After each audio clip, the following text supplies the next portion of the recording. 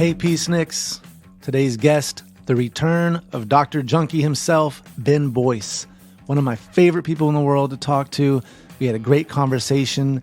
It kind of weaved in and out from drug addiction and the war on drugs to politics and religion. We talk about our upbringing in both of those worlds. So I don't think there's anything else I really need to say in this introduction because you're going to enjoy this. America's public enemy number one in the United States is drug abuse. Drugs are menacing our society. What are your thoughts on the drug problem? I had a great time doing drugs. So tonight, from our family to yours, from our home to yours, thank you for joining us. This is the Peace on Drugs. What's going on? Hey, how you doing? Good. How you doing? I'm fabulous. Do you ever wake up with Christian songs in your head from your childhood? Christian songs. I do, but I sing My Dog is an Awesome Dog because I have dogs.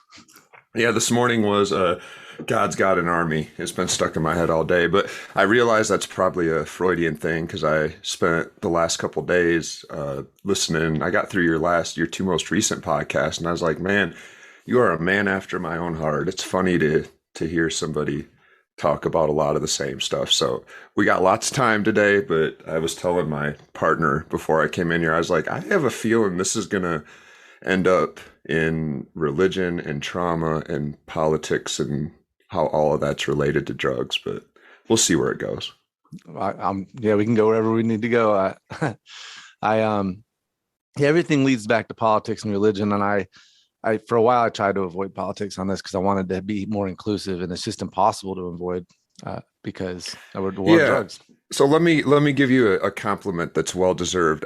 You've helped me realize, once again, this is an ongoing process, that my trauma, it still really informs a lot of my behavior. And the last couple episodes, I've heard you, just as one example, you've done this in the past too, respond to tough love, but and say the same things I would say, but instead of when that illogical demon pops into the room and people are saying very intelligent things that are thought out, and then like a statement slips in that you're like, that doesn't make sense and you should have thought about it a long time ago, they rush past it. And I'm the one that's like, no, that statement hurt me. And I'm, pissing people off.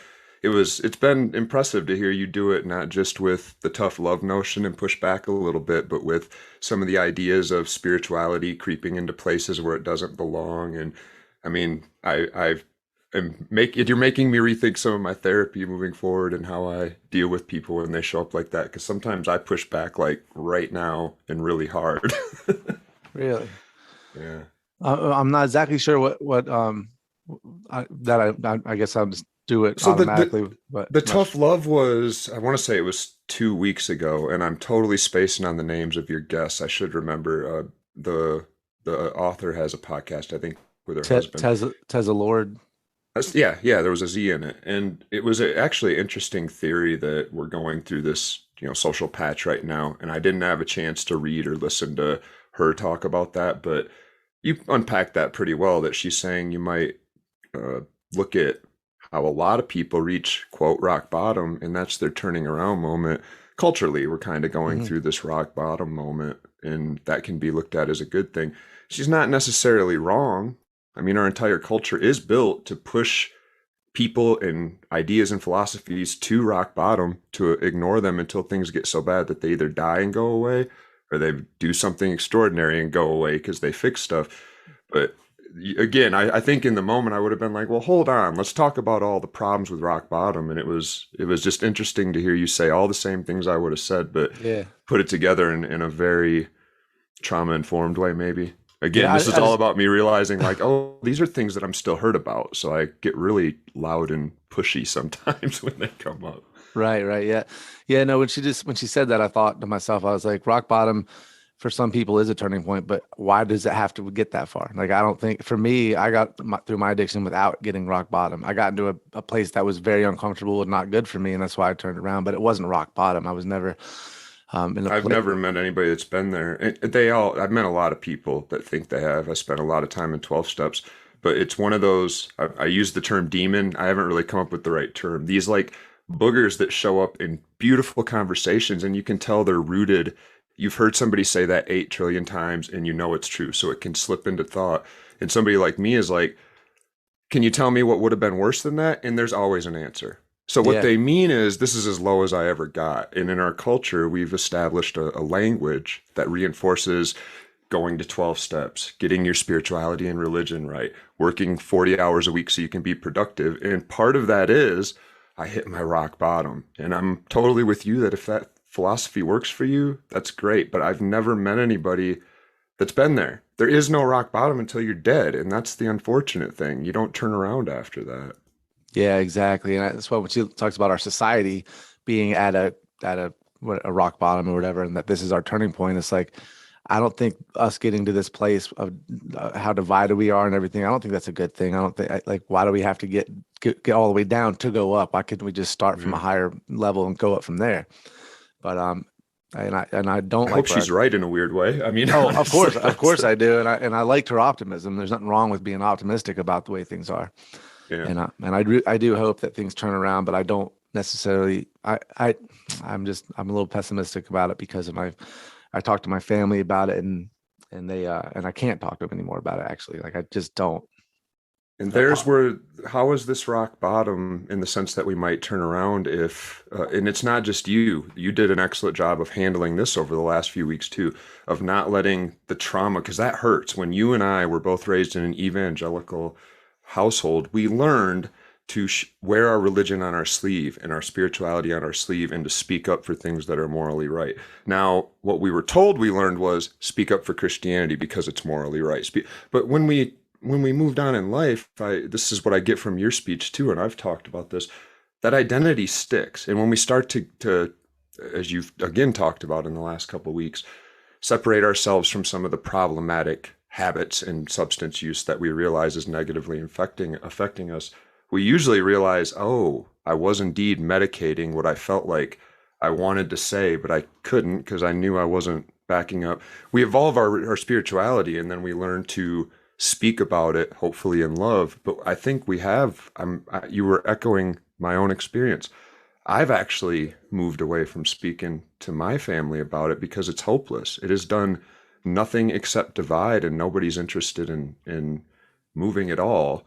And if that's rock bottom, then it doesn't get any better until we start talking again. But when those of us that seem like we've been on both sides, we understand both sides, and we have both usually think that it's more in the middle than either extreme, we're giving up. So who's going to do the talking? Yeah. It's and also when it comes to religion, it's a tough thing because, for one, like I used to talk about the problems I have with religion when they try to put them into politics, and I would just try to go after the religion itself. And I realized that's a losing battle, for one, because I don't have any, science doesn't offer any alternatives to death. So it's like, if not yet. Not that we know of. That's on our list today too, by the way. Consciousness. Right. Yeah, well, because I've been in a place now, because I'll be turning 40 in February, and I think I'm just finally at that place where I think about death now, and I think about it a lot, to the point where it's not healthy. And I'm reading this book by Ram Dass called Walking Each Other Home, and it's about confronting death and being comfortable with it. And it's actually kind of been really awesome to read. Just somebody that was at the death's doorstep and was very comfortable with that. And so I feel like that this book's actually helping me. And it's not necessarily that I'm terrified of death. I think about the death of, my loved ones, and, because it's just a weird phenomenon. But I also think, I don't know. But my point is that when we talk to people about religion, and they're terrified of death too. When I talk to my family, I see it in their faces.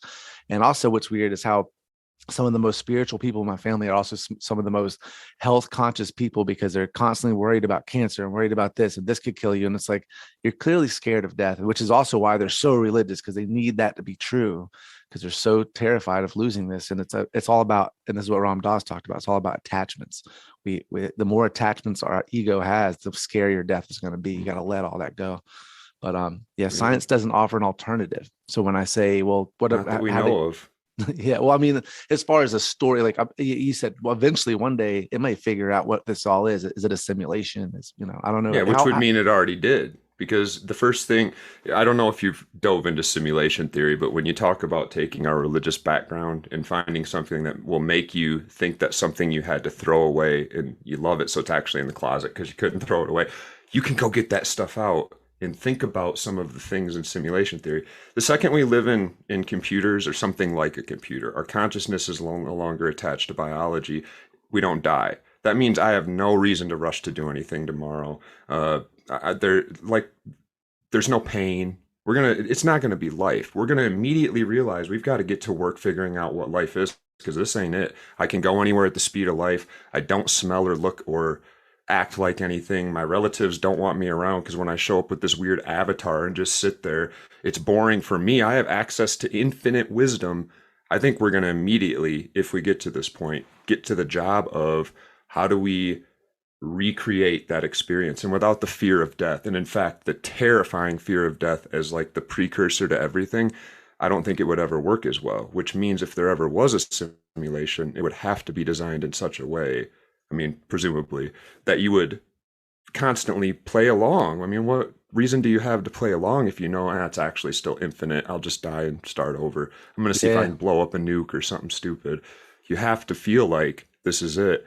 And this is where my religion's going to creep in a little. It's not woo-woo because this is all just speculation and fun. But if you were going to say, what would be a time that you would really want to experience, even if you were going to say, how about educationally, things that you could never learn the same from reading a book or being told about as you could from experiencing. Imagine the life you and I both lived where the phones used to plug into the wall. You had a big stretchy cord that would whoop you in the face and strangle you. And you had to turn a dial, right? And you only one at a time. And then we learned about call waiting. And then we learned about pagers, which were like refrigerators you carried that just beeped at you and gave you a phone number. And you had to go find a phone. To cell phones, to what we're doing right now, I don't think that would ever read as well in a history book. I think the era that we're living through, especially if, you know, there's some groundbreaking thing on the horizon, it seems like there always is, would be a pretty popular space to simulate and go back. Again, none of this is evidence, it's all supposition, but a lot of things line up when you think about, well, what would eternal life look like outside of a spiritual context? So I heard you, or a religious context, I'd heard you talking about consciousness being hard to really grasp. I think that would also be required for the simulation to work. But I think it's actually as simple as ones and zeros, as connections and not connections. And it feels really personal to us because we're in here, but I think the next 100 years, we're going to realize that we've been building conscious beings, that it just comes down to processing power and memory and speed. Yeah, and I think maybe that's why there is starting to get a little bit of collective psychosis happening, because as technology grows, we're starting to see what the possibility of consciousness might be, just more mathematical than we ever realized. And we're seeing it in our own technologies and our own AI and our own talking to Siri and stuff like that. It's getting a little weird, and it's getting a little too close to home with when robotic meets humanity. Yep. I was thinking about Trump and what sort of upgrades he paid for, because I was like, my whole life, he's not only, he's like rewritten parts of the simulation. His name's always been on something. He's been on a permanent, and it was like aligning with about the time I was born. A guy was already in Home Alone. So again, I'm not suggesting this is real. I'm totally spacing on his name. I want to say it's Niels. Crap. I can send you that. No, there's that does a lot of the work on simulation. I haven't read much about it. I know Elon Musk has talked about it, and but I haven't actually done much research on it. I do think it's interesting. But I agree with what you're saying, and I've thought this. Like, I've always wondered, for whatever reason, and we don't know, that we exist and existence is here, and for whatever reason we were not supposed to know why, because we were not giving a pamphlet on that or anything. And some people say, yeah, we were the Bible. It's like, no, that's something we created. We created a bunch of those, and that goes back to there's a book, Sapiens, by Yuval Noah Harari. I've been talking about him a lot, but he explains how it was, what is it called? Dunbar's number. We only have the ability to have a connection, a true emotional connection with 150 people. Yeah. And he said, so how does a society with millions work? Well, you have to create fictional stories. And we are a species that's able, through language, to tell fictional stories that will bind us. The story of we're American. Well, that's a story. Now we can stick to that. And religion was the first way that these societies were able to start growing out, agricultural societies where they all got along, was through, you're a Christian. And there was countless different versions of these stories. It was Christianity, Muslim. There was, the Native Americans had their own gods. There's been gods and mysticism throughout history. And for some reason, the Christians just kind of took hold, and it was because of the way they told it was, this is the only true one. Most of the other ones were open to other ones being true. Christianity said, nope, this is going to be the only one. And that story just spread, and now it's become the story.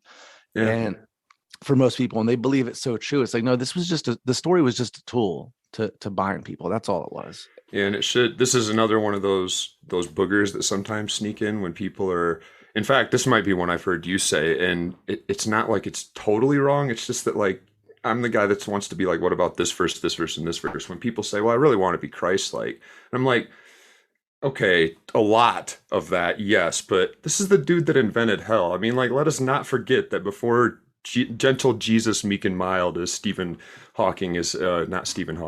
Dawkins has described him, there was no version of hell. Judaism basically had, where you remember a lot, begging for like a drop of water from this in-between place. Doesn't sound very pleasant, but it was considered like a spiritual in-between while you finish up whatever work you got to do to go on to the beyond.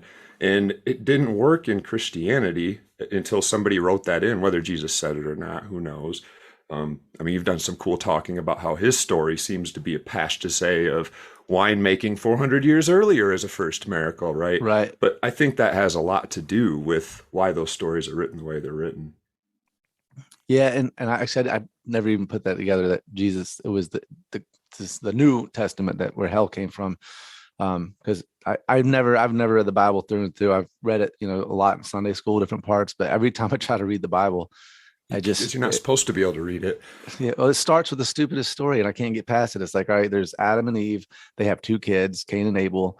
Cain kills Abel, and then God, for punishments, like, you're banished from the garden, and I'm going to put a mark on your forehead so everybody knows you're a murderer. And he's like, well, if everybody knows I'm a murderer, they're going to kill me. He's like, I'll make the punishment for hurting you, blah, blah, blah. And I'm like, where did all these other people come from? Immediately, the story makes zero sense, and that's the foundation of the whole thing. And you won't go any farther. I had a conversation with, I definitely won't mention names because it's somebody I still care about. I'm much like you. I have a lot of people really close to me that I've tried to keep having these talks. And I just pushed a little further because they're raising kids. I have a lot of kids in their circle, actually, that are listening to them and taking spiritual cues. And I said, so, what were they? And it was this conversation that quickly swerved into Hitleresque. As weird as this seems, I actually said the statement, like, this is the stuff that Hitler used to say. There was genetically inferior species there, and the reason they don't exist anymore is God had to wipe them off the face of the planet, and that's why the Amalekites later, this is their words, not mine, but the Amalekites are wiped off the face of the planet because Yahweh woke up the Israelites in the middle of the night and said, grab your 12-year-old sons and go in there and murder them all. Murder the goats, murder any kid that is a male, that appears to be a male, and you're allowed to keep I believe it was the virgins under 12 or something. If you want, you're welcome to take them. Which is, again, the sort of stuff that, like, by Deuteronomy, if you're really reading it close, every alarm in your brain should be going off and saying, whatever truth and beauty I was finding in this, somebody has put their fingers in this. This is not the almighty creator of the universe who can snap their fingers. And if people need to not be on the planet, they can make sure they never existed in the first place. What's all this infliction of trauma? Bring your kids and murder folks, and don't make peace, make war. If you are the all-powerful, loving God, soften hearts, make peace. That, again, got updated in the New Testament, but it's in weird ways that we see, like, even a selective reading all the way through when Jesus didn't come to save everybody, especially not at first. There's stories that are still included of Gentiles, non-Jewish people coming and talking to him and him calling them dogs, saying, like, I did not come for you. So the woman with the bleeding issue, if you want to look this story up. And in the end, he heals her, but only because she proves she's really clever. She says, well, master, even though you didn't come for the dogs, isn't it okay for the dogs to eat the scraps off the master's floor? And he's like, oh, that's really good. Those are the sorts of things that I'm like, whoever is saying the Bible's beautiful, I try to be like Christ, I assume is probably not following those scriptures. But it's those statements that can sneak in, and they're ironclad. Like somebody right now, like me, that would say, I don't know if we should be trying to be Christ-like. I turned off about a third of your audience as soon as I said that, and hopefully they listened through to the end. In the end, Christianity, evangelicals, the Baptists up the road, the Presbyterians, one of these groups may be right. I haven't seen confirming evidence that they're wrong. I just know that everything in me goes off that the story itself is like, you can call that a lot, but you can't call it unconditional love. Definitely not unconditional. I mean, there's a lot of conditions.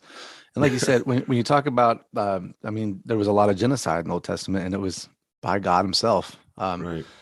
Well, And no, by people doing oh, God's bidding, which well, is really weird. well, in Sodom and Gomorrah, he did that though, right? That was fire from the Right. sky. Right. And that story is bizarre in itself. There was a funny YouTube video. You can just look up Sodom and Gomorrah cartoon. And but basically Saul's like these angels come down disguised as sexy dudes, and like he's gonna go find out how much homosexuality's happened there. So they knock on Saul's door, and Saul's like one of the only few good ones left.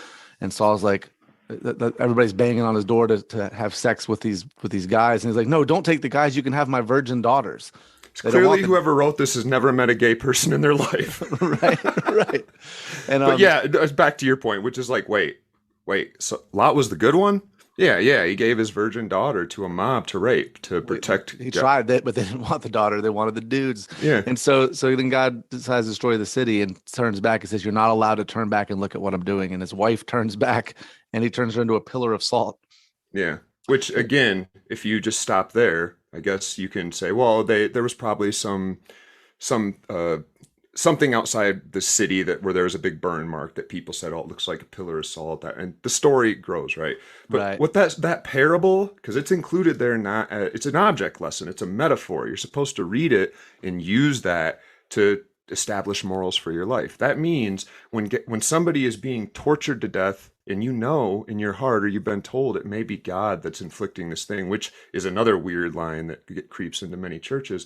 How dare you even show compassion for them? So I'm thinking like every friend in the world who I've lived around, my neighbors are screaming to death, burning behind me. And if I turn around and cry, I get, Again, it's not that it's necessarily wrong. It's that every red light and siren in your mind should be going off like, wait, what? Why would God do that? Wouldn't he want people that are compassionate? Yeah, he would. If he invented us, if he created us, of course he would. Yeah, and that's another thing, like you said, if you're the all-knowing creator of the universe, and you would say if all-knowing would include time, you would be able to there's no future events. So God knew people were going to be sinners. Let's go to Noah's Ark. He knew he was going to create a nation of sinners, and he knew he would have to drown them. So why not just start after the flood? I mean, granted, we're talking about ridiculous stuff, but Yeah. that's another thing. You ask somebody, how could one boat have two of every species on the whole planet? Back then it might have made sense because they only had a certain amount of species in the area where that book was written. They didn't know about the Amazon and everything else. So you ask them, and and it's weird watching people's irrationality work in their brain. They just they're able to compartmentalize this reality with the book's reality. And have you been to the Ark? You're close, aren't you, to the Ark? There's a full-size Ark built in, I want to say, Kentucky. I'm in Southwest Florida, but I did see the pictures. Well, you're closer than me, but yeah, you're right. It's a long way still. I read some story that they sued their insurance company for a payment because because it was flood damage. Yeah, but I have family members, different ones than the first group, that went and visited it on a huge continent-wide tour of North America like 3 or 4 years ago, and I talked to one of them a lot, even though they're still really in the evangelical church, and I wasn't really, riffing on her, but I was saying this trip's right around the corner, and you should prepare yourself as somebody that was an evangelical a long time. Don't let your faith be shaken unless you want it to. Like, don't walk in there and think you're walking into something different than it is. You're going to immediately go, wait a sec. We don't believe in evolution. Even like they talk sometimes about microevolution, which is to say, well, maybe Noah only had to take one lion, one bear, and then after the bear got off the boat, God invented evolution just for a short amount of time and made polar bears, grizzly bears, black bears. Even then, the math still does not work. So I was preparing her. And you had said earlier how fear of death seems to, from our perspective, play. I think this is from therapy. We've both done enough to realize it. Even when you don't feel it, you'd be weird to not be afraid of death. It's coming, and everybody's that's ever lived has died, and you're going to die too. That you're going to walk in there, and you're going to have your face shaken, and it was the opposite. And I think that religion is a lot deeper than just the fear of death. And one of the biggest parts is being a human and having 40 years or 20 years or 5 years of your life built on a philosophy that most of us don't have the ability to start pulling the Jenga pieces out. And those of us that get there, I mean, I'm not sure exactly what your spiritual journey came from. I haven't heard that part of your story, but I'd be curious to hear what sort of, I'm going to use the word rock bottom moment maybe, made you reconsider and start to, because you mentioned going on a missions trip when you were 12, or was it an anti-abortion Yeah, we did an march? anti-abortion march, which the thing about me in church, though, and I think it had to do with having a parent that was an alcoholic, um, and just a kind of a slightly dysfunctional home, a home that was together. Our parents stayed together, but and it was my stepdad, but only dad I knew, so it was my dad. And but I didn't respect him because I didn't think he loved me. And we have a relationship now. So but it's just, as a child, he had a lot of problems, a lot of issues. And so church to me was their thing, and I had to go, and I didn't ever want to go. I didn't like church. It was boring. I wanted to be playing with my friends. So I never had a strong connection with the church. And then when I was like 14, the church said that that we were to get, that secular music was evil. So my parents went through my record collection and threw away most of my records. Did you go to the choir? Did you go to any of the conventions? Oh yeah, I went to Billy Graham. Oh, there was like actually anti-music conventions with Audio Adrenaline, and Choir of the Fire was one of them, where we burned CDs at the end in this gross Nazi-esque thing. No, we didn't do that, but it's funny though, because my dad had a record collection with a bunch of Pink Floyd and all this different, Led Zeppelin and everything from his childhood. And he came home from work, and I think this is when I was too young to remember, but I'd hear the story because my dad never got over it. He came home from work and all of his records were burned because the women of the church had got together and decided their husband's music was evil and burned all the records. So my dad always held that grudge, but then he went and did the same thing to me with my mom, went through all my records, read through the lyrics, any lyric that they didn't like, if that word hate in it, it was just in the trash. Like I just talked about it in one of my recent episodes, that Hootie and Blowfish was like the only record I got to keep, and it was like my least favorite. Yeah, my like parents, I had to explain Rape Me by Nirvana and had to like try to unpack what poetry is and not that I defend that and name that song. I don't think Kurt Cobain would name a song Rape Me nowadays, but he clearly wasn't like, it was the same thing. It was this double standard, and I don't see the fury in you. This is what, I mean, kudos to you for whatever work you've done, but we've hit on like 4 things today that shaped you in a way that's really hard to get away from, because I'm assuming even if you didn't dig the church, you still, it's fact. You don't learn stuff from your parental figures and say, okay, well, that's one of many options. I'll check out a Muslim when I bump into one and ask them what they believe. Whoever those people are wrong. And even if I don't like the church because it's kind of boring, Jesus is the Son of God, and I better do what he says to avoid eternal damnation. Do you know if you believed that? Yeah, I believed that. And I remember even when I started doing psychedelics, I started questioning the universe, but I still was trying to put it into the box of Christianity. Like, well, Jesus must be here. And I was always doing that. And then I went to Asheville, North Carolina. My buddy was in college there. I remember going up there, and I would have debates with these college kids that were just so much more educated than I was. And I would lose so bad these debates that I started going like, I don't know what the fuck I'm talking about. And that's what I realized. I was like, I need to know more. And it was almost like an excited awakening where I was like, my parents are wrong. And I'm like, so happy they're wrong, because I didn't have a great relationship with them at the time. So it was kind of like a power thing. And then I became the other problem that kids that age have is I think I'm so smarter than I am because I figured one thing out, and I start going and talking politics and religion to my family, and then they're starting to destroy me because I'm like, I'm just an idiot and need to read more. And so that started my journey. But I definitely I was a Jesus loving, I shouldn't say Jesus loving. I wasn't much into prayer. I just wasn't much into the church, but a Jesus believer. And I thought I was a Republican. I supported the Iraq War. That was one of the things that happened too. I was arguing the Iraq War. This college kid, she's like, why should we be in war in Iraq? I was like, because of 9/11, duh.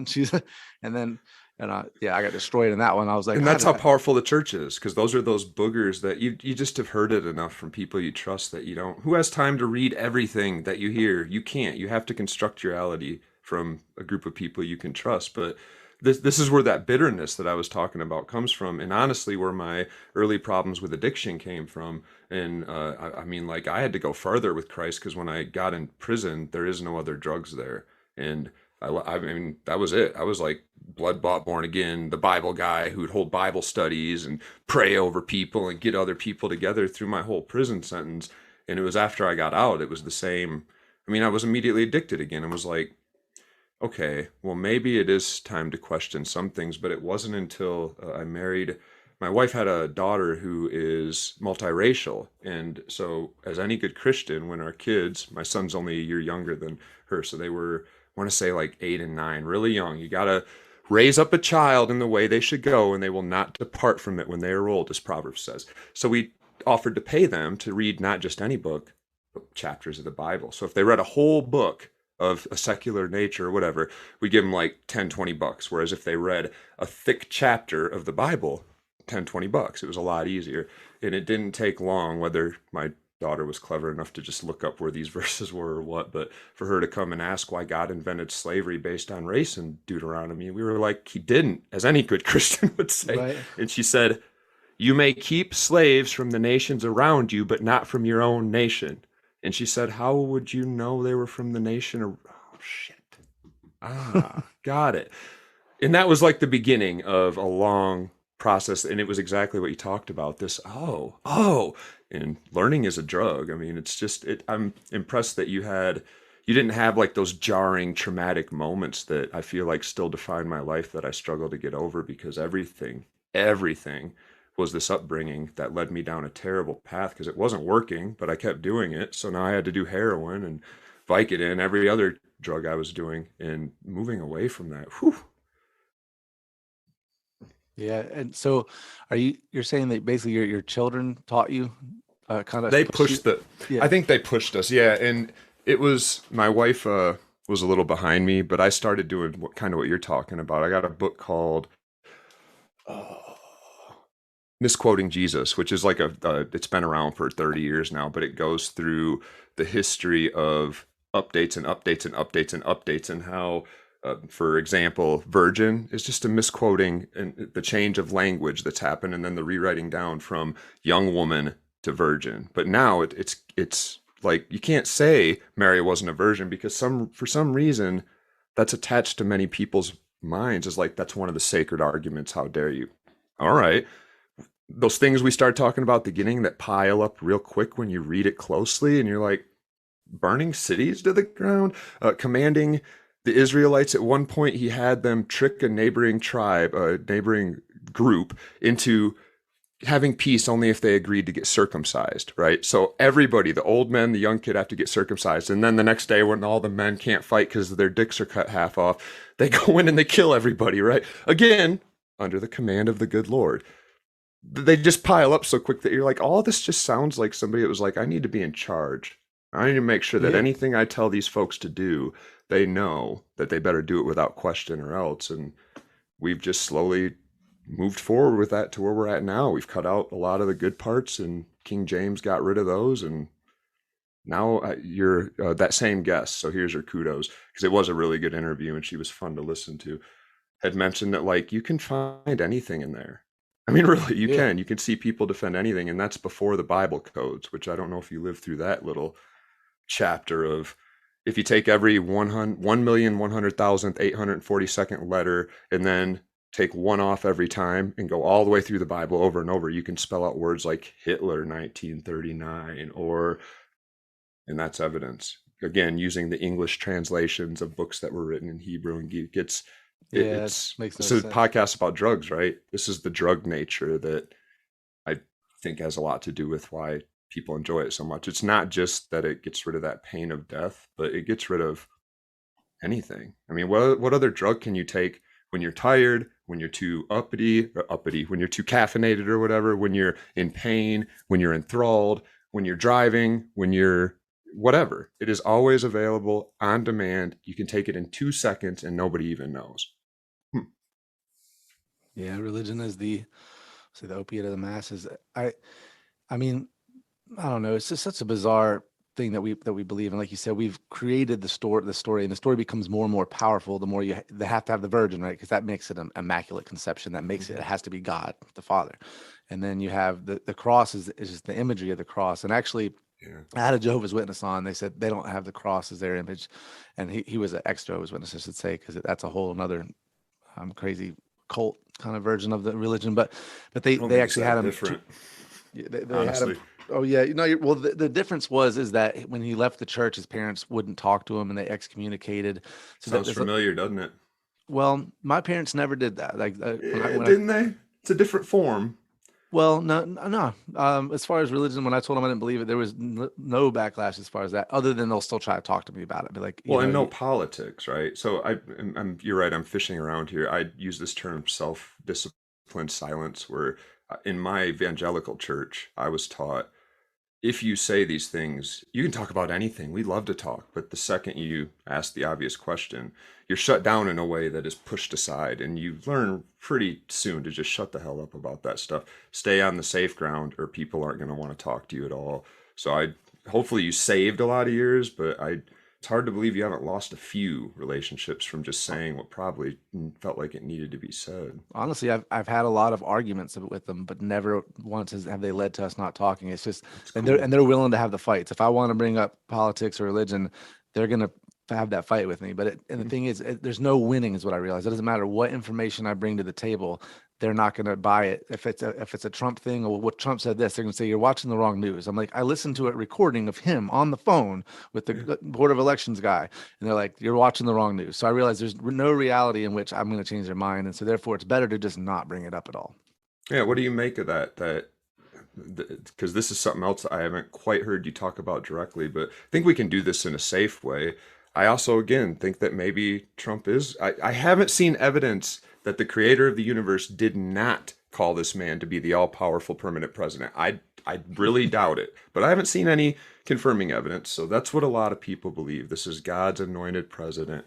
What do you make of that, given what I said earlier about if this is a simulation?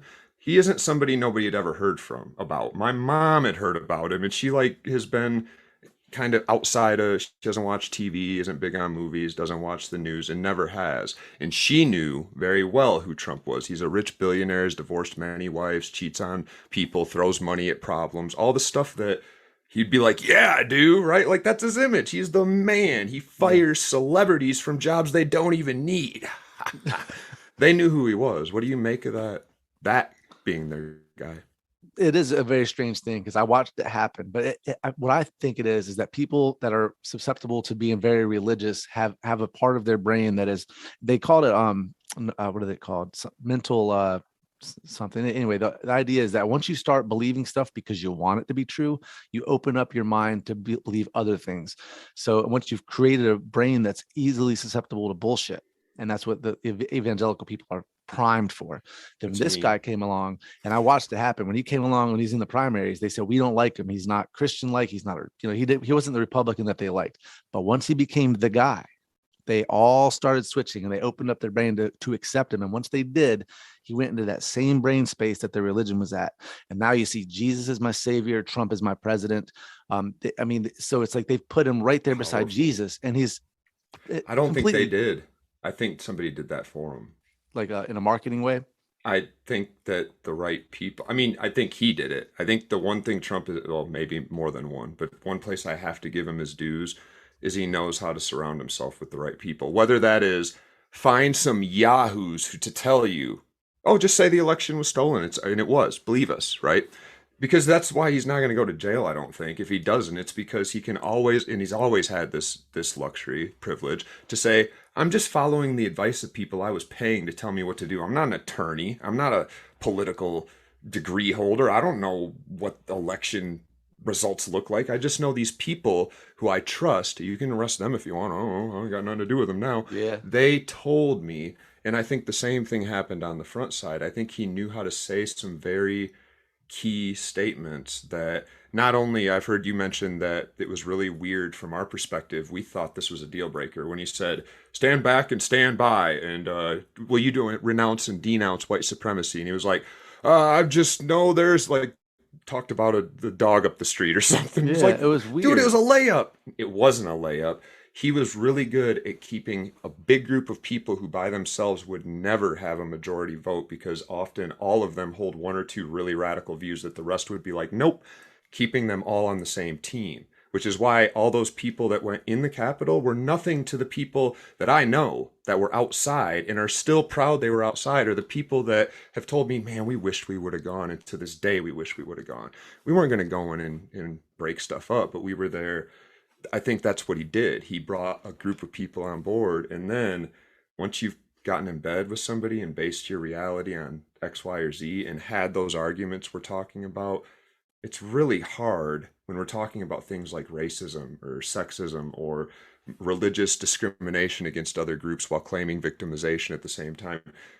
If you've defended those things and said you're watching the wrong news, it's really hard to go back on that. And as much as I always hate like giving people credit or leeway when it feels like they're really doing some nasty stuff, I guess I can still go back in my heart to when I would have said all those same things. And in my mind, that's the heartbreaking part of this, is that I've been on both sides, and I know that they haven't been on both sides, but I'm interested in their perspective if they're willing to offer it, but they are not in any way, shape, or form interested in mine, because who can argue with the creator of the universe? Not me. Right. Yeah. And that kind of goes, on my abortion special, I talked about how when I was young, I remember holding the abortion sign, and I didn't know what abortion was. So when we were going out to march, so I asked, and they said, well, it's baby murder. If women are allowed to murder their babies if they're below a certain age. And so I didn't have any understanding of what abortion was. So, but I'm holding the sign, and people would drive by and flip us off. And the rage I felt towards them, because like, how could they be mad that we're trying to stop babies from being murdered? That rage is the same rage anti-abortion people feel today, but they have a more understanding of abortion and still hold the rage, but they do believe it is babies being murdered. And that's why they have the rage. And that's why I am willing to at least understand them, but they have to be able to understand us. But it's a hard thing to, once people are believing this, once people believe Trump is I've talked to people that literally think he was sent by Jesus, and they'll say it like you realize this, right? Like it's a fact that I'm not seeing. Like, you do realize that he was sent by Jesus, our Lord, to fix this nation and heal the nation. Right. And it's like, wow, like that's the scary. Answer. So when you and I have been going, I just almost said something mean and then breathe deep for the crowd I'm performing. And then we say what we were about to say to that family member, but we have toned it down and calmed down because somebody asked to. And we say something like this: that's an incredible claim. I'm very interested. How do you know that? Can you share the evidence that tens of thousands of dead people in Georgia voted, or all the other bizarro things that the pillow guy was saying, right? Accusations, evidence. You and I were like, that is such an incredible claim. I hardly even want to give you the time of day, but you know what? Maybe you've seen something that convinced you. What did you see? And over, the conversation would go to like what happened with Trump when he was asked about white supremacy. They'd be talking about something different, and we would like say, before we move on, because now you're saying something else I want to know about that's really interesting. How do you know all these dead people voted? And the reason that there was no answer for that, it's like when somebody's hypnotized in a public venue and they tell them to forget the number 8, and then they're counting and they just like get these weird looks on their face because there's no number 8. There is, once you're under I call it the tent of religion. You said it in a very similar poetic way, that you build these frameworks in part, only a small portion of things in your brain, to say evidence doesn't matter on these 3 or 4 things. Born of a virgin, I know damn well people that are virgins don't have babies, and yet once it happened. So at least once, I don't need to have it proven to me, and no one will disprove it. This is not an evidentiary statement. Ooh, the tent's this big. I think that tent has expanded, and what Trump managed to do is ride the heels of 20 years of what you and I lived through, this prosperity gospel, this name it, claim it, the mega preacher after mega preacher getting downfalling in scandals that are like they had earpieces in and they were hustling people to make them think that they were faith healing them, or they were spending all sorts of money inappropriately on cocaine and sex workers and then railing against cocaine and sex workers.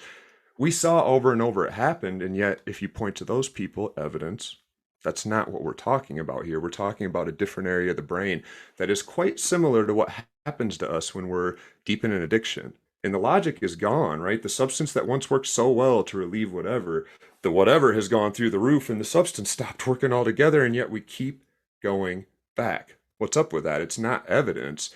It's a part of being a human that if we don't watch close, we find things that make us feel better about life or about death, and we don't really pay attention as we evolve or change, grow, and our changes mean we've got to find something different. We've got to reevaluate.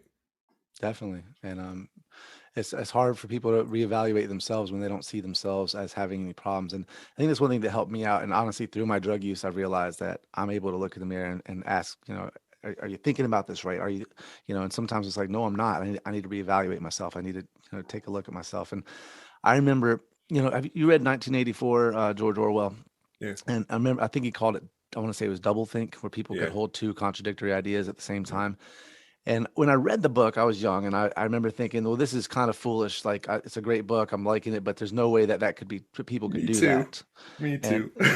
And it's like, but the thing I didn't realize is like, well, George Orwell lived through some shit and seen some shit politically that I hadn't seen. And now that I have seen it, I'm like, oh, wow, that's really extremely possible to a scary degree. And one of Trump's tweets really summed it up to me was when he tweeted, that the Department of Homeland Security had just said this has been the most secure election ever. And he said, that's thanks to me. And then he said, also, election was rigged. In the same tweet. So you just contradicted yourself in your own tweet, and nobody saw it. Nobody looked at it and go, and then when you ask somebody, they go, well, that's because it was secure as far as one thing, but the rig part, it's like, it's one or the other. It's not. Except he can't. I mean, if you are arguing with the creator of the universe, then you're wasting your time. So if one part of this argument has slipped under the tent and he said he won, and I know he won because God called him to be president forever, then who are you and I to show up and say, but he can't have two competing ideas in the same, those aren't competing ideas. 8, there is no number 8. I don't know what you're talking about. And I think that's the history of alcohol. I came across an article in the Atlantic. This is a tangent, but it's really connected. We actually lived in these small hunter-gatherer tribes, or even as like small knit families for the longest in human history, 10,000 BC, right? And in those situations, we didn't know anything. So it kind of makes sense that religion or something like it started to develop. The mountaintop just blew off and fire is streaming towards us. It was nice yesterday and now it's raining rocks of ice on me and the crops destroyed. Terrible things would happen. A tidal wave would come. Your person who was healthy yesterday gets really sick and you have no idea why, because we don't know any of that stuff. So of course we figured out ways to explain it. But because of that world, we had very many reasons to avoid outsiders for all sorts of reasons. They might be coming to rob us. They could pose a threat biologically. We didn't have a lot of reasons to get together in big groups, which is why Stonehenge and other settings like that still exist, remnants of them, are such a puzzle, because we're like, what the hell were people doing? And now we're starting to realize it turns out it was probably alcohol, that we were coming together, and at times of scarcity, all mammals can process a small amount of alcohol, but humans are like 10 times as much, as if not more, that we can metabolize without becoming poisoned and dying, which means we can get a lot drunker. But it also means that we could walk around the woods when other animals were dying and eat rotten stuff off the ground and just barely survive, which means people that had that genetic mutation at the time were prone to survive when those that couldn't eat the rotten food died. So we fast forward the clock, these little hunters-gatherers exist, and we're now finding sites they're huge sites, but they're nothing but vats that look like they were used for brewing, and people would come from miles around and just get snookered for a couple days. And once they were snookered, it looks like they would then take upon themselves projects to build things like Stonehenge or to build buildings around the brewing pit. And then other people would come along a month later, a year later, when no one was around, and see these huge structures like Stonehenge. And what did those people do? They said religion. There must be some God building these things. Both of these things, alcohol, drugs, and religion, were built on bringing groups together originally. And so long as we stuck with that, things seemed to go pretty good. We could use alcohol safely. People weren't brewing it to 150 proof and staying home and just pounding it down. Now we're at the end of COVID and people have been drinking heavier. They're not using it socially. They've been in their houses and we've watched our alcoholism rates go up. But you know what else has happened? Religious folks, and I imagine even before COVID, you started to notice this too. They started forsaking the assemblings of themselves together, as the manner of some is. This is a verse from Luke, I believe, one of the Gospels. It might have been Paul, actually. It probably was Acts. But there's this command to do not forsake the assembling of yourselves together. Religion is a drug, and when people start to use it in fractured congregations or in groups by themselves, they don't get those checks and balances. And I think that's a big part of once Trump started to seep into just a few people, sort of took up root, and we had this scary world where everybody's in their own little group of five worshiping by themselves because those other bad believers don't believe what I believe. I think we've just watched substance abuse get out of control once again. Yeah, Sorry, there was a lot packed in that. there was, because I wanted to go back to the alcohol thing. Michael Pollan's book, his newest book, what it was called, but he covers a few different drugs, and one of them was caffeine, and it was really fascinating about alcohol. He said back, when before Enlightenment, all the workers were just drinking alcohol all day, children, everybody, because the water could kill you. So alcohol was killing the bacteria. So they might have not understood exactly why, but the alcohol was safe to drink, water wasn't, and they didn't know they could just boil the water. So, or they didn't care. well, the reason I say they didn't know they could boil the water is because they eventually, when caffeine started coming from other places, coffee and tea, they realized they could drink that instead of alcohol because it was being boiled and killing the bacteria. So all of a sudden, the society switches from everybody's hammered to now people are caffeinated, and all of a sudden, they said basically this change in drug culture basically shifted, created an age of enlightenment. It's like all of a sudden people were in coffee shops talking about philosophy versus just being drunk and having bar fights or whatever. That makes a lot of sense. And the same thing with caffeine, the infamous 1916 case that's like the US government versus 40 kegs and 20 barrels of Coca-Cola was a lawsuit that went all the way to the Supreme Court to force Coca-Cola to take this new drug that they'd used to replace cocaine in their soda called caffeine. You can't do that, Coca-Cola. You have to stop putting this evil drug in there. And luckily, Coca-Cola had enough money to say, enough with banning the chemicals. We're going to the Supreme Court. And they almost lost. And the only reason they didn't lose is they made a deal with the government because it got kicked back to a lower court. And the government was exhausted and Coca-Cola was out of money. So they were like, look, we'll cap the caffeine at some relatively reasonable amount, which now we don't do. Red Bull's got 7 trillion grams or whatever, milligrams or whatever. But that it doesn't have 7 trillion milligrams. Let's stick to facts. It's got a lot of caffeine in it, though. Right. Anyway, it makes me wonder, moving forward, there's other authors that have made this point. Richard de Grandpré talks about it in Cult of Pharmacology. We'd probably have a really bad caffeine issue right now because that drug plays well with our cultural productivity demands that we're supposed to be getting out of bed and moving and doing and creating and producing and punching a clock. And caffeine has leaned into that. I think we would probably have a lot of overdoses if people were taking black market supplies, but we still use the natural form. And when we use natural forms of drugs in social settings, as opposed to the artificial inflated potency forms in private settings, they tend to be good for society. Whereas when we're forced to take these things out of the public to hide our use and to use the strongest doses of whatever we're using possible, because we have to hide it, stash it in a trunk or in an airplane, we get in trouble for those very reasons. We're humans, we're social creatures. So to connect this a little bit with where we started with the religious rant, I think we have seen something similar that allowed some ideas to sneak into a lot of these churches that they probably would have been much more on guard in the 80s when you couldn't let your church fracture and go online or take a month off and just do whatever you wanted. Yeah.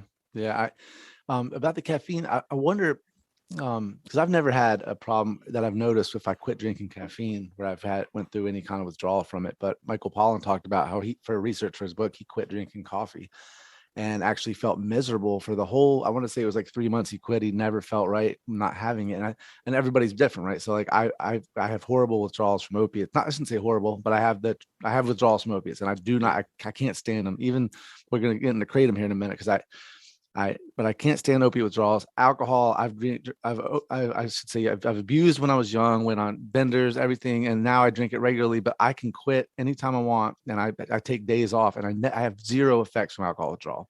I have a friend that almost died because he quit drinking, like he went to seizures. So everybody's different. And what do you drink? What did he drink? Vodka. No, what do you drink? I just switched. I watched a stupid video on Facebook about gluten and lectin, so I switched to seltzers recently. But what were you drinking before? Beer? Yeah, Coors Light. And that's kind of what I'm talking about. The natural form of it. Humans have been co-evolving with beer and wine for, I don't know, like 11,000 years at least. Whereas when you're talking about distilled spirits, I don't know what we're on 200 years maybe now, that maybe longer than that we've been distilling them. It's the same thing that we have happen over and over with fentanyl, with whatever we're talking about. I imagine it would have been with caffeine too. Who knows what Poland was drinking? I wonder if he was like I think he was just triple drinking. espresso. No, he was. I think he said it was just like a cup of coffee in the morning and then a tea in the afternoon. It wasn't anything crazy, and he went back to drinking coffee, but he said now he doesn't do it every day. But I remember when I first started doing kratom, somebody said the withdrawals are very similar. It's just like caffeine. And then when I went through kratom withdrawal, I was like, well, that was some bullshit. But then I read Michael Pollan. And I'm like, well, Michael Pollan's what he's talking about, his caffeine, which all sounds like kratom to me. I just haven't had it with caffeine. So maybe it is more similar. It's just and maybe because I've had serious Vicodin withdrawal, that my body immediately recognizes withdrawal from opiates to the point where, because kratom withdrawal, I never got sick. I never, and really no physical problems. I just felt miserable inside. But every time it's easy for me to quit because it's legal and I can regulate my dose and I can walk my dose down. So it's very easy to get off if I want to get off. But sometimes I'm like, I don't want to get off. I enjoy it. But then sometimes I'm like, you know what? It's making me irritable. Yeah, it doesn't work as well, and it's also a natural. I mean, it sort of is. If you hate that religious stuff that you fast forwarded through at the beginning, this can hinge the conversation that it's the natural form of the drug, which means that once again, as long as that plant has been on the planet with something like us, we've probably had people chewing on it, and we've developed it's like COVID right now, right? It's not only evolving to like be less, we've got these vaccines, so it's evading those, but it's also evolving to be less deadly, because viruses that kill everybody or that kill more people don't survive as well as viruses that you don't even know you have. Nobody knew they had it. We wouldn't care. We'd be back to normal and we'd all take it on purpose, right? That's kind of the human story when we've got these substances, or in the case of viruses that have been around a long time. Oftentimes we do a lot better with them, but the Vicodin, I'm like, it's more and more, it's distilled one little piece of it and then turned up to 1,000. Whereas if you wanted to take that much hydrocodone out of the raw opium sap, you'd be unconscious from morphine and codeine and the small amount of what would be like diamorphine, a type chemical like heroin, that's in just the tar, before that amount of Vicodin ever got in your bloodstream. So it's this weird thing that your body goes, oh yeah, this is fire, and that's great, but you run a car on nothing but nitrous oxide all the time, of course the bolts blow out of the top of the head. Yeah. And I wonder do you think, because I haven't done opium and since I was in high school, just raw opium, and even then I don't know if it was what I actually did back then. But I wonder if I had, because Michael Pollan also talked about brewing, because poppies was one of his drugs, and he grew them in his garden, found out how illegal that was, but just whatever, and he dried them out and made a tea, and it said it was a very relaxing and mild, and it actually sounded more like kratom to me. I was like, I think maybe in its raw form it's not going to be much different than kratom. I don't think so either. I've had a lot of that tea. It's just about the same. I've seen a lot of the same fear mongering you're talking about that goes both ways. You people that are like, there's no withdrawal at all, and then you have people that are like, kratom's worse than heroin and fentanyl combined, you'll want to like die. It's like, it's not quite that either. It's usually somewhere in the middle. And I've read blogs from people or posts that are like, poppy seed tea is dangerous and you can overdose and die from it from small amounts. And I'm like, always be careful with your drugs. And indeed, it is an opioid. So no matter what, when you're taking those things, don't just go pounding down untold amounts, but know your own body. And you're talking about the form that's basically had all the tar removed, then dried out in the sun. And like, there's just a little bit of gooey still on the seed that you're dissolving off. It's a whole different process. You'd need about 7 trillion pounds to get one of those Vicodin we were talking about. Using the number 7 trillion a lot today. Wonder if I'm gonna have to call my evangelical people and see what that means. Your astrologer. What was I gonna say?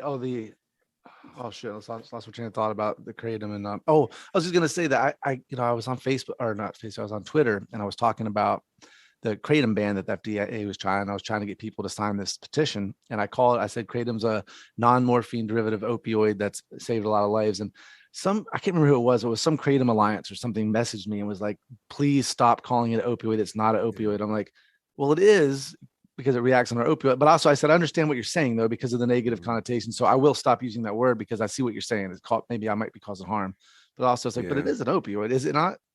Yeah. Yes, but luckily I'm not a medical doctor, so nobody gets to listen to me for medical advice anyway. But yeah, it does the same thing that any number. It actually, Morgan Godwin talked about this, and I still haven't seen any studies yet that really test serotonin levels in a way that you could tell long term. But she had the same impression that it actually is tinkering with more than just dopamine, which that's not unusual for any opioid. We always simplify stuff and we're like, you take it and your dopamine levels go up. And that's usually hardly at all what's going on. They're often part of it, right? But it connects to a bigger process, and then those processes set off other processes that you keep going yourself. But I think that long-term drag that you mentioned, that wasn't so much the physical. It was a little physical. I was exhausted a lot and I sweat a lot, but it was just emotional, mental, and it was the polar reflection of that feeling you sometimes have when you're at a perfectly medicated dose, which on kratom, this again, everybody has their own experience, but you couldn't get high enough on that drug to be out of control. You'd puke. It's like it's completely functional, and yet you still do find yourself at times blissfully content.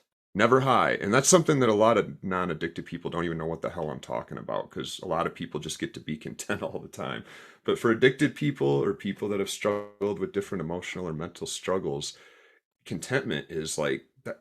We're not trying to always be like so high that we're just nodding out. And of course, sometimes we get to that bad place, but most of us are trying to maintain life. We're trying to do the stuff y'all are doing and go find the same joy. I heard you mention last week at times looking at the ocean when you were detoxing. And for me, it was other things that I love, four-wheelers, smoking weed, right? I still smoke weed all the time. And it was the same thing, like, not the beauty is sort of sapped from it. Yep. Not because of the drug, but because of what's going on up here, that thing I was giving myself to just sort of balance things the way I like is now gone. And I got to give myself time to balance back. Yeah, and when I've always done drugs for the most part, like you said, there's times when I've been in a bad place, mad to live and just hate my life and want to get as just drunk and as stupid as possible. But most of the time, it was like I'm taking Vicodin because it makes me feel good, makes me want to get to work, it makes me excited about my work, it makes me want to do things. And then I got an Adderall for that, got a prescription for it because I definitely have an ADD thing. But I found the Adderall didn't work for me overall. A long period of time, it made me feel very weird and confused inside, and I just didn't like it. Yeah. But yeah, I didn't want to. It wasn't about getting high, but that's what they view somebody like me as I'm a drug seeker that wants to get. I don't know. It's just ridiculous. But kratom's a weird one because because it definitely makes me feel good and motivated. It's almost like the positive side of Vicodin, that good energy I got from it. That's what it gives me, but without any of the negative. I shouldn't say any of the negative because sometimes I get the irritability and stuff. But I remember I went with one of my friends who had never done kratom. I went through a spell of just gave up alcohol for a while. And my buddy was like, want to go to the bar? I was like, no, I'm going to go to the kratom bar. And he's like, what's that? I was like, oh, if you want to come, So he tried a kratom drink. And when we left, we were walking to the other bar he wanted to go to. And we were walking. He's like, I feel really good right now. Like, what? I just feel great. And I was like, like, what is, I was like, it's the kratom. I was like, that's the kratom. It's like, you just feel just good. And, your guest last week was talking about coca leaves the same way, and both of them are making me think set and setting, right? Like she was saying that when you chew coca leaves, you don't feel anything, you just feel good. And I was thinking to myself, whoever told her that before she used them and convinced her that was it, set her on her journey, because you can take, this is a Bruce Alexander experiment, you can take two rats that are the same size, weight, born the same day, even brother and brother, sister, and give one of them self-administered doses of cocaine and let it decide how much it wants to take. And once it establishes a pattern, and it's doing it on purpose, it knows when I push this button, I get X amount of cocaine and I want this much. If you just give the same amount to the other rat without it letting it push the button, it overdoses and dies every time. Our experience with the drug has much to do with what we expect to happen with the drug. So some people love certain drugs and some people are like, oh, that was the worst experience ever. But I'm pretty sure you can chew a big old wad of coca leaf and you'll definitely feel something. I don't know. I've only talked to a few people that have done it, and I've read plenty of descriptions about it. But every one of them is like, oh, it's some good coffee. Yeah, and I really wish I could try it. And I just, because when she said it just makes you feel good, I'm like, well, what do you think that good feeling is? I mean, I think that's the She drug. sounds balanced, right? But also, I think that if you're not doing the highly extracted, the cocaine, that's going to be a lot stronger. you're going to get some of the same feelings, but it's going to be a more natural feeling. Again, I don't know, never done it. I would love to try it. I'd love to try the poppy tea. I live in Florida, can't grow poppies down here. I think you might be disappointed. Not disappointed is the wrong word because they're both good drugs. So regardless, we'd be happy. But it's like a betel nut. I have thought like I'd like to try betel nut, and I ordered some, and it was during the backup, so it showed up rotten, and I almost was like, it's not worth it. And it's a nicotine receptor drug, and in my mind, I'm like, I understand every drug's different, but I have had my due. I smoked non-filters my whole prison sentence of cigarettes, and I was just never a big fan of nicotinic receptor drugs anyway. So I mean, they'll get you through the day, but there's not a very good buzz. And I've done everything I can do with that switch in there, that dimmer switch. But I don't know, who knows? Maybe I'm wrong. But I feel like with opium, it was the same thing as Vicodin and codeine and even tramadol to some measure, and even fentanyl and heroin. They all have their own personality, to be fair. But if you know one of them, you know what you're in for all of them. Yeah. Yeah. And definitely I noticed the difference though. Also, I have a low tolerance to opioids because when I've done like Opana, which was I think it's oxymorphone. oxymorphone. Yeah. I've done Which is that. what your body breaks down almost all your morphine into anyway. Oh, really? Well, so I Or a don't big know. part of it. It was I was very sick when I did it. And I didn't do You did it out of the blue. Yeah, Like well, my buddy told me he's cut me out a pretty small line of it. And I got very sick. Same thing when I tried fentanyl, and I did an even smaller amount, very, very small amount, and I got really sick. But my body wasn't prepared for that. I feel like I'm almost lucky. The only drug that I've done heroin was the only one that I've done that my body took very well, and I really enjoyed it. It's a good drug. Yeah. It is. If I had one to choose, I think that's the irony, right? We're right now in the spot where we're 4 or 5 years, 7 or 8 in some circles that I've run with, past the point where people started to say, actually, if you got fentanyl, I'll take that. And they would say, you sure you don't want heroin? They'd be like, actually, the fentanyl is good. And now we're moving into stage 2 of this, which is people that were buying trank dope, think that it's like fentanyl, sometimes a little bit of heroin, and then over the counter xylazine is a big one because some clever addicted person read an article that said when you give a cow a shot of morphine or fentanyl or carfentanil, because they use the stronger fentanyls for livestock, it lasts for 14 minutes. But if you give it a shot of xylazine at the same time as the fentanyl lasts for 28 minutes. And some addicted people went, aha, you can buy this drug on the internet without a prescription. They'll ship it to your house. I can cut it into this dope and I can sell more of it for the same price. That is not the game anymore. Now we've moved to where if you go to the dope house and say, I got trank dope and I got straight fentanyl, a lot of addicted folks would say, I want the trank dope. And that's what we've now got to figure out. How do you backtrack? I don't think we would have gone down any of those roads if heroin was something you could get from Dr. Marks like he had in England, or from a clinic where you go and you sit down and just have a 10-minute counseling session once a week and you get your prescription and you get out of there. Heroin is a pretty workable drug, and it's actually really hard to overdose on it once you have a tolerance. It's not natural because you do still have to extract it, but when you're comparing it to like fentanyl, it's leaps and bounds better. And we have a long history of people using it for decades, and then when they decide to quit, they decide to quit. Yeah, and that's what's happening in Switzerland now, that they're having a lot of people that get on a regulated dose, get their lives back together, and then decide they don't want the heroin in part of their life anymore, and they quit. And over here, the methadone clinics are having the opposite results. I mean, as far as numbers. But if you look at when Harry Anslinger first, decided to criminalize and stop doctors from being able to prescribe addicts heroin, before that, all the addicts were going to their doctor for their heroin, and they all were fathers and mothers and supported families. They were part of the community. You would not have even you wouldn't be able to tell a difference between the addict and the person who was, the Christian going sober person. They were very similar lives. Then they criminalized, and then all of a sudden now we see the addict on it shows like Intervention, these horrible shows that show what an addict looks like. That's an addict under prohibition.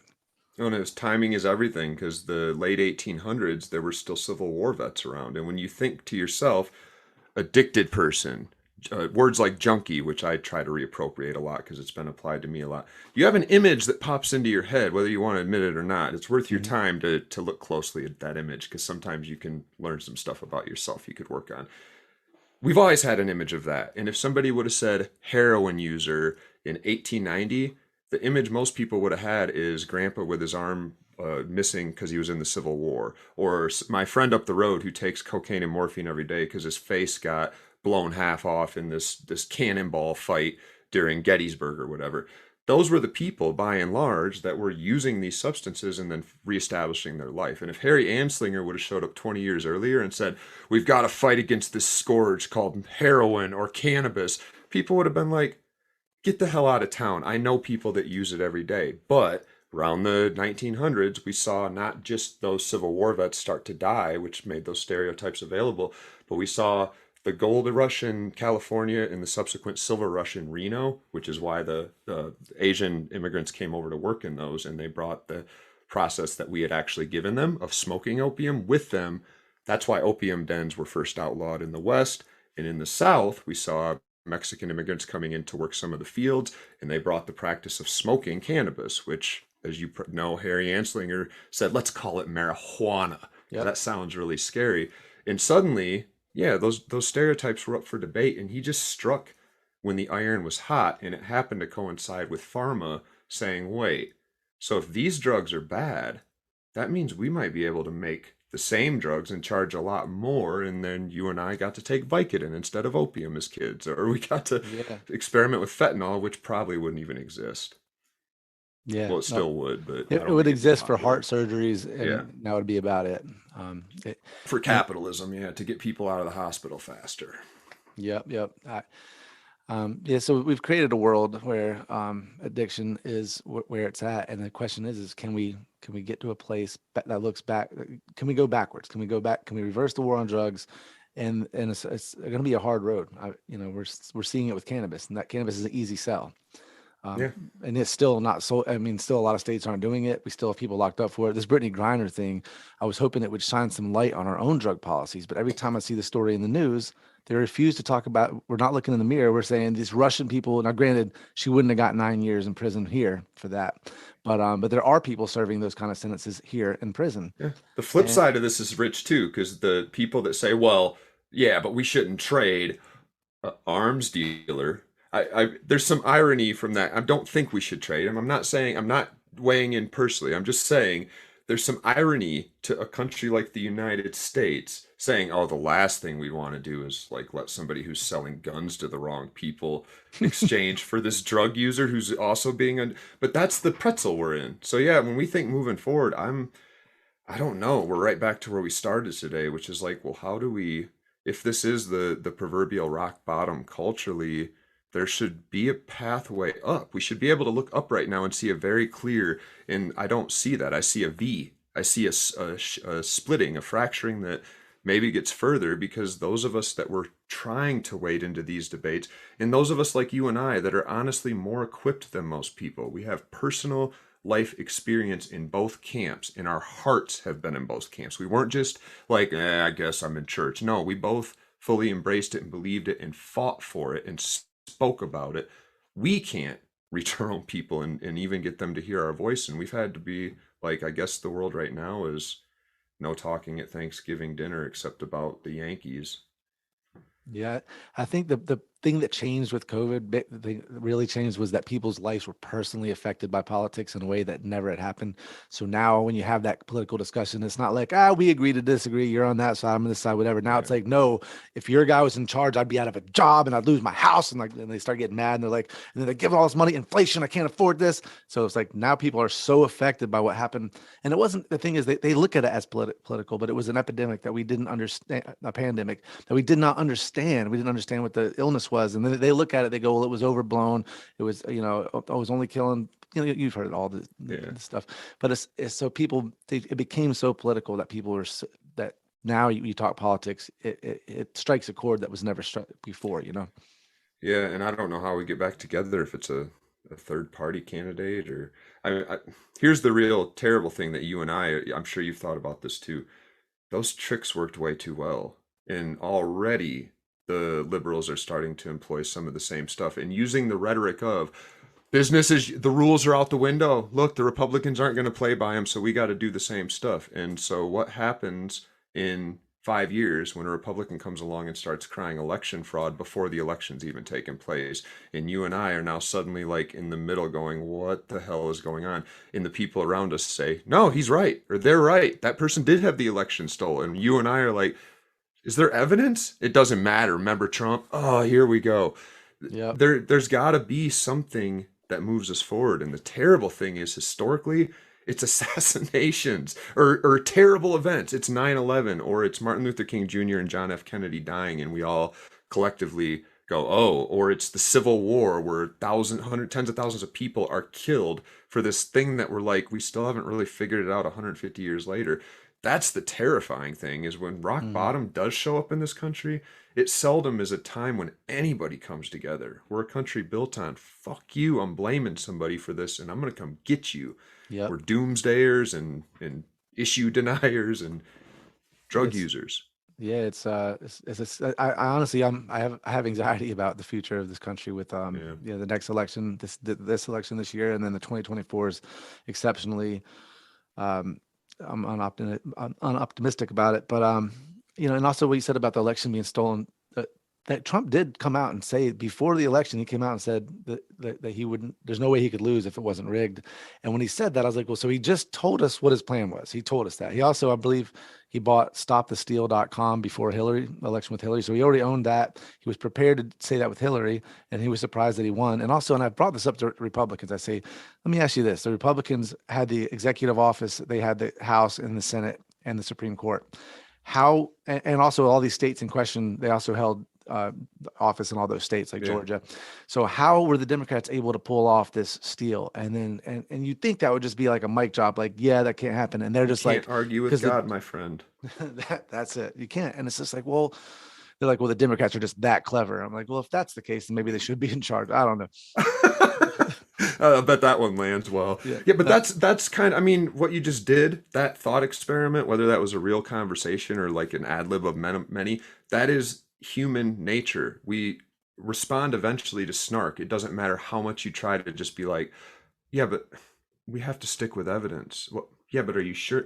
Eventually, when they're just snarky all the time and they act like they don't realize it, you just get snarky back. And whatever the trick is that the other side is deploying, once this is a moralistic thing, it's a moralistic thing. And you started here to some degree about how the trope that the United States is not founded on religion, but also is founded on religion, because they always, the cognitive dissonance goes together. It's separation of church and state, but we came here for religious freedom. Neither of those are really true. We came here to avoid taxes, and we said we're being persecuted over there because they want us to pay taxes. There were some other things too, but it wasn't just like all the Christians in the country jumped on a boat and ran from King George. That's right. A total flattening of what was going on at the time. Not King George, way before King George. Nonetheless, this is what we do in the United States. It's black or it's white. It is yes or it is no. And those of us in the middle that are trying to say, you talked about abortion as well. Unless we're going to stop just running to our respective corners and screaming at the other side about how evil they are, we stalemate at rock bottom? Because there's got to be a movement forward, but the liberals have been so good at destroying ourselves for 5 years now and that's only gotten worse, that you get on Twitter, you get on Facebook, and you notice liberals shredding other liberals because they disagree about one thing, or they like we need to take some of that ripping ourselves apart, about half, and apply it to the Conservative Party, and maybe we can mix everybody back up, because they're at least unified by and large, and they'll put up we've talked about this today too, with a lot of people to their left and to their right, that they're like, ooh, that guy's building a noose, and that guy's carrying a Confederate flag and wearing an Auschwitz sweatshirt. I'm wearing my cross, so, God loves us all. That is not enough criticism. And over on the left, we've said, well, we'll make up for that. We'll fire, people for all sorts of stuff and make whatever the argument about cancel culture, which was almost laughable for a while. There's been like cases where we're like, just don't give people ammo. Let's pick our battles right now and recognize we are in a crisis, that we've got to just figure out a way to come together. I agree. And the thing is, when the left when they lean a little too far left, whether or not they might be right with some of these things, like the transgender bathroom, stuff like that. Yeah. It's like, the right uses that as ammunition to infuriate the base, and you're not gaining anything on the left by being obnoxious about your views. And the thing is, and the LGBTQ thing, they keep adding letters, and I'm like, all right, so I had to figure out what's I and A mean, and A is like A is asexual, and my opinion there is like, all right, you're just the right is going to use this as ammunition. And also, do you think the plight of the person who doesn't want to have sex is the same as the person who wanted to marry somebody of their same gender? No, But they're putting it in the same box though, and it's like I don't know what you're doing here, and I feel like it's just you're getting a little like Bill Maher. I like watching him sometimes because he's more in the Bill middle. Maher's, you're a man after my own heart. My wife hates him, and that's why I watch him. I hate him sometimes too. I'm like, I don't always agree with him. Yeah, then when he hated on the harm reduction thing, that really infuriated me. But I know he was just ignorant on that. But he's like, really, heroin's okay? It's like, you're missing the whole message of harm reduction, Bill. You're just not getting it. But most of the time, he'll say things, like if it sounds like an Onion headline, don't say it. Like, why are you like? Because some of the stuff on the left is just it's just crazy, and it's like, all right, but the farther you get left, the further they're going to get right, and we got to come together. That's the problem, right? Nikki Haley this morning was on. This is funny. I like that we're going here. We're both talking about. I was watching Fox News this morning because I think that's important. And I had not only turned on actual Fox News, but it's Sunday morning when we're recording this, so I turned on the local Fox Weekly News show because they do Meet the Press and NBC and something on CBS that's liberal too. But the Fox still has this conservative bent. And Nikki Haley was on, and she was reciting what you were saying. And this is I think the reason that liberals feel so comfortable throwing their own mind booger back, which is like LGBTQIA rights and you're a bad person, and it's all non-critical. It's just talking points. She was saying the typical they. Anytime someone evokes they, I'm like, oh geez, here we go. But they want our school children to choose their own gender, and they want to let people use whatever bathroom they want to use. And in my mind, every time I hear this, I'm like, can we just take those one at a time? And can you finish the thought? How does this work any other way? There is no, if somebody comes to school and says, I am a girl, put them in the class and mind your business. Like, at what point do we get to genital police that now have to make decisions that are like, ooh, well, before anything else, I need to check you with no pants on. Oh, send them to the doctor. Let the doctor check them with no. Why do you give a shit? But it's powerful. It is political power invested in those terms. And what's wild is I'd love to be able to say, so they're just full of shit. They're just lying. I don't think that's how humans work. I think you stymie the discussion at the end of your statement, because if you let yourself consciously think very much further, you run right into, well, then who do we elect the genital police? Or who do we elect? We gotta genetically test everybody, and if you've got an XY chromosome, sorry, buddy. And what counts as an adequate performance of gender? And we not only need the genital police, apparently we need the gender police too, because if this boy that I said is a boy is not dressing enough like a boy, there's no logistical way to even make the argument work, and you're supposed to be the party of love. So if you don't agree with someone's decisions, when did we move to a point where the answer is illogical claims? But because that's such an illogical thing that you can't even think forward on, there is no way to have genital and gender police. The answer, I think you're right, is for liberals to say, blah, blah, blah, blah, because we feel like that's really strong ground to stand on. Rightly so, by the way. This is a movement that, like, the first few letters on there, LGBTQI, are facing historically right now a very similar set of circumstances, and hopefully in 30 years that's not the case anymore, and we will almost be forced to pull those identities apart, and they'll have their own fractured movements, because please let us be at a point where we've at least started to do a little better. And we're never going to be perfect, but yeah, right now we're in a heterotypical, you've talked about this a lot too, a culture that has been built to privilege one performance of gender and identity and race and wealth and able-bodiedness. You're supposed to be all those things in the right way.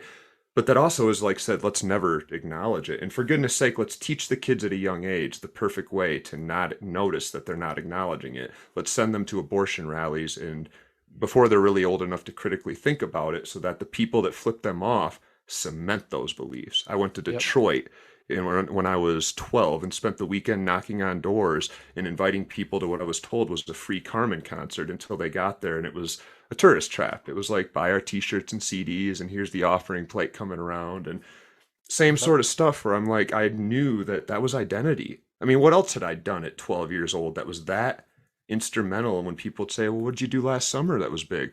I went to Detroit and brought people to Christ, right? Yeah. Yeah, Yep. it's kind of it's annoying from this side to realize how powerful that is. You can't question that stuff.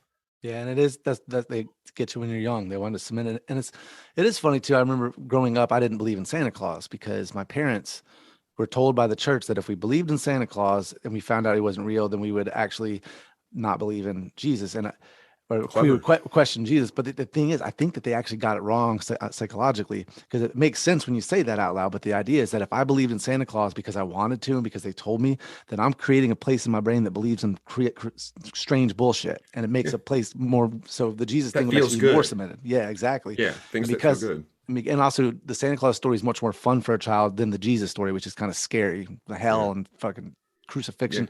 So I think for a kid to play Santa Claus, it really opens up that part of your brain to believe in Christianity. And because I didn't have that, I think I was less susceptible to Christianity.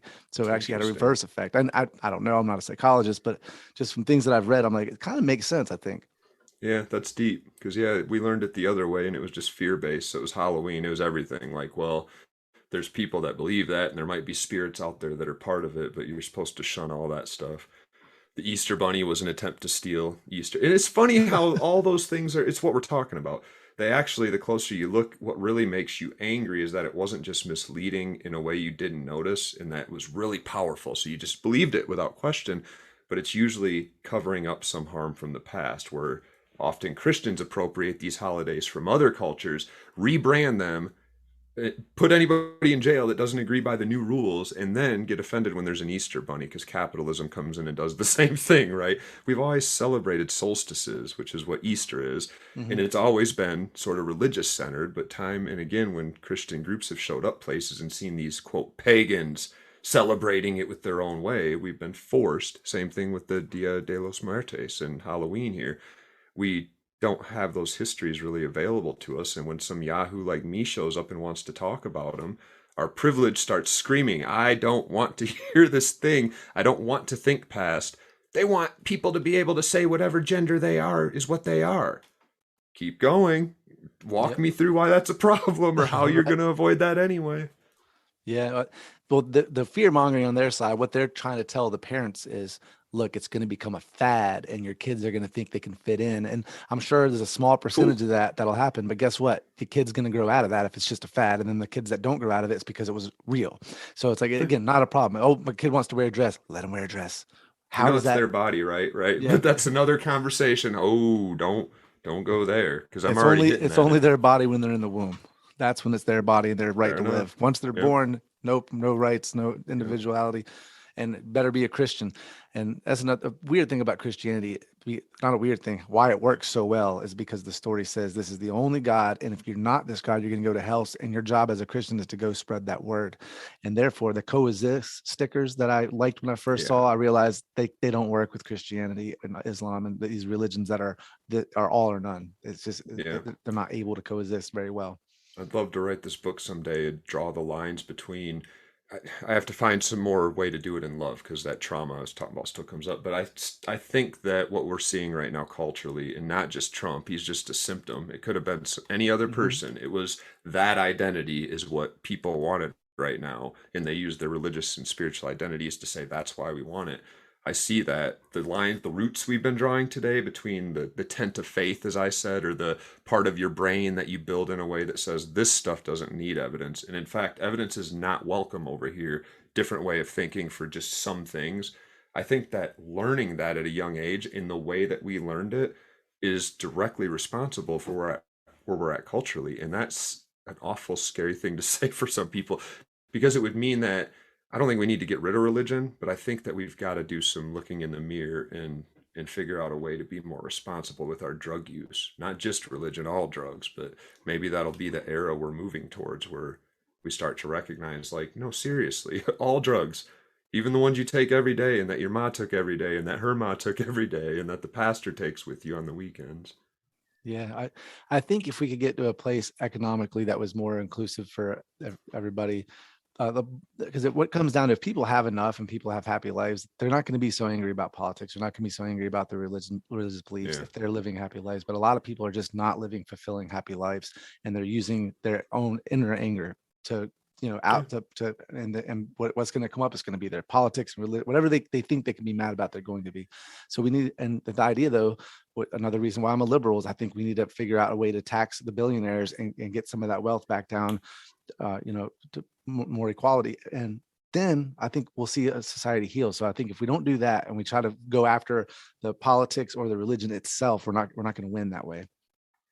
Yeah, I think we're going to have to evolve. I'm hoping some of us already have, and we just haven't figured out what it was. But I see people like you and I know we've always existed, people that grow up and are taught a certain faith, but it's worth us keeping in mind how you made it sound easy for you, but how hard it was to let those things go, and how if another 10 years would have gone by before you rethought some of those things and questioned some of those things, it would have been even harder. Those are the foundations of your identity and your life and your relationships and your, like, my wife was terrified when I started to say I was an atheist, because she was like, we know what that means, right? If he doesn't stop saying that shit within a couple weeks here, we're going to have to talk about getting divorced. And what do you know? True to the stereotype, for long she was an atheist, which is another thing our country has really weird going on right now. People that are in unequally yoked relationships, and like Christians that are in marriages with Kellyanne Conway and her husband, who are both Republicans but disagree. And I'm totally spacing on the old guy's name. Clarence Thomas? No, because him and his wife. They agree. Yeah. But the older, God, I just looked up his name. His wife's name is Mary Cole. Anyway, I'll remember as soon as I stop trying to remember. But we have a lot of these. It wouldn't have been unusual. My family was, my dad is all but of an atheist now, and he started to realize he always was. He didn't go to church, but my mom was, blood-bought evangelical. And the damage that's done when people see those, I don't want to judge individual relationships, but there's got to be something missing that should be there if you're really gonna. Equally yoked seems a really good applicable metaphor here from the Bible. How are you pulling in the same direction if the belief that is so important that you base every decision you make all day, every day on it is in dialectical opposition to they both can't be right. One of you is going to burn in eternal damnation, impossible, depending on what your beliefs are. How can you both go to bed in the same house? And if you really believe that, you'd be terrified. So what sort of trick are you playing on yourself that you're using up all this energy on not just lining those things up? But that's kind of been the theme of today too, is when you believe it, when you believe it, the longer that goes by, the harder it is to update those beliefs and belief. No, my in-laws are that way. Every time we go over for dinner, we all hold hands, and her dad prays to Jesus. He loves Jesus. You still do it? Oh, I'll sit there, hold hands. It doesn't bother me. What if somebody came? What if they were at somebody's house and they wanted to do a Hindu prayer or a Muslim prayer? Do you think they would participate? Well, my mother-in-law is she's an atheist. She doesn't care, but she sits there with all of us and hold hands. And would he do a Hindu? That's a good question, because Christians they look at other religions as evil, as products of the devil. Yeah. And so I don't know. I doubt it.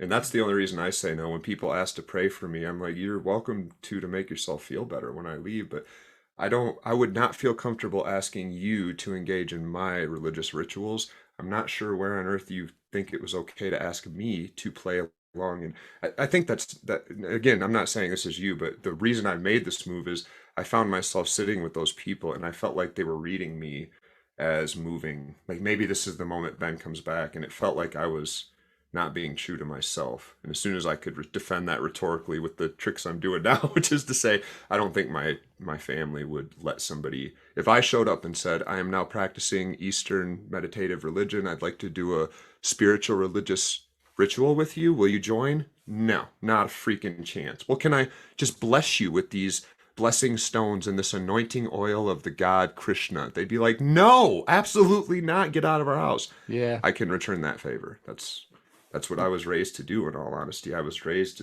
to think that my religious identity was superior, but also to never acknowledge that I'm just the one that's right. They're all wrong. I'm going back home for Christmas. I guess I got an experiment to do now. I'm going to go there and talk about Christians, see if I can do a prayer. I'm curious, because I don't know how. I in my mind, I think they would just go along with it, but would they? I don't know. Now, if they knew you were sincere, if it would make a difference. Well, I could be sincere because I actually do. I go to a Buddhist temple sometimes right here, and so I enjoy those religions. And it's still, when they talk about the reincarnation, rebirth, I'm like, I don't know about all that. Maybe, maybe not. But I'm more of a Zen Buddhist. I like meditation. I think it works. I like doing yoga, and It works. But my cousin does yoga, and I know that her father is a little weirded out by yoga. He thinks it's a little bit too Buddhist. So, I mean, I think, I know he wouldn't go along with my shit, but I think my mom and some of my aunts might just be like, Aaron's being Aaron, and let him do his thing. Yeah. They wouldn't take it seriously the way I don't take them seriously when we pray to their God, but I hold their hands and would do the thing, whatever.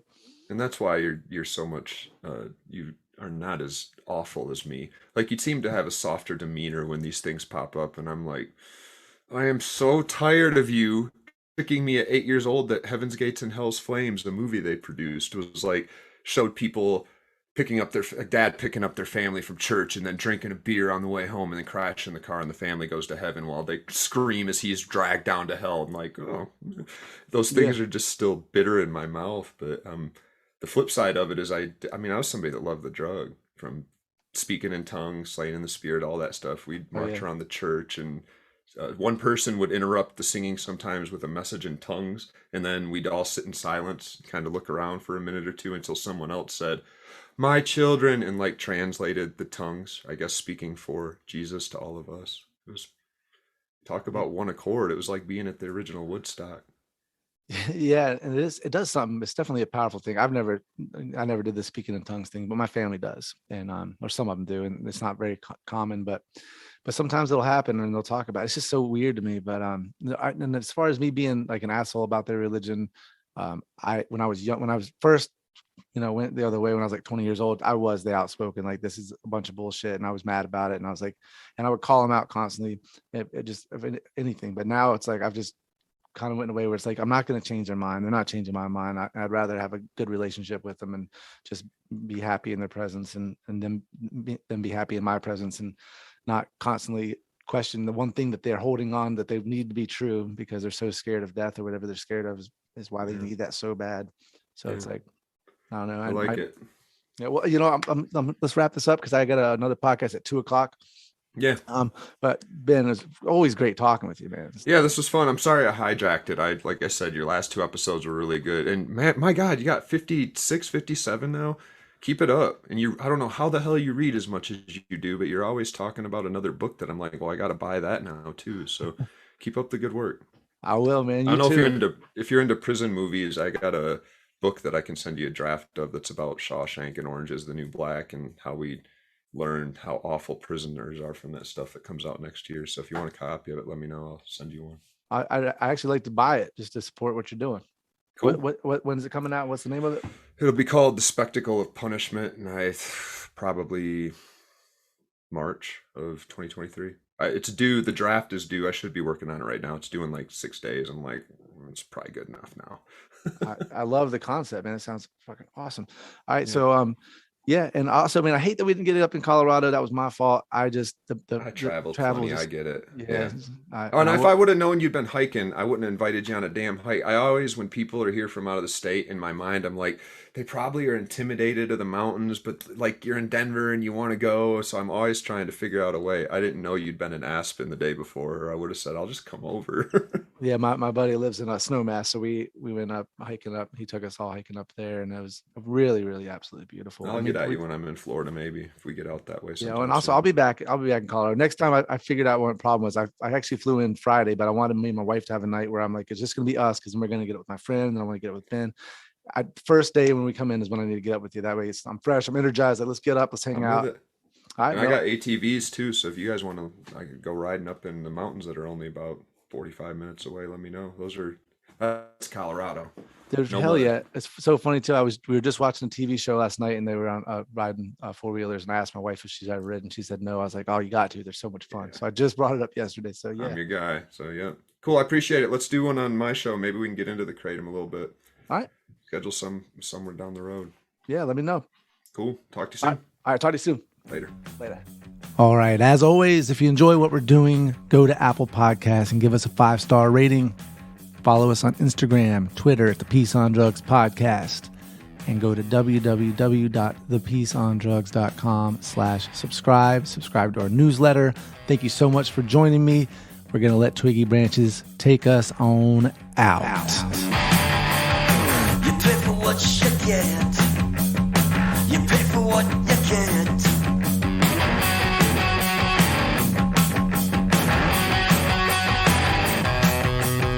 You pay for what you get when you align yourself with the Phobia jet set. Bad head, bad high, moves hard, bucketed mind. No one sending love east. Cocaine and smile, watching the sunrise, watching it all, the Sunset Boulevard. Are you my doctor? Are you my dealer? Are you my? Are you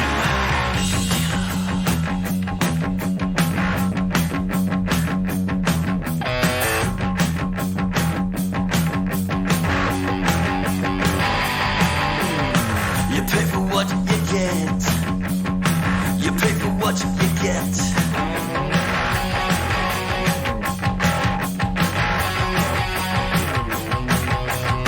You pay for what you get when you align yourself with the Phobia jet set.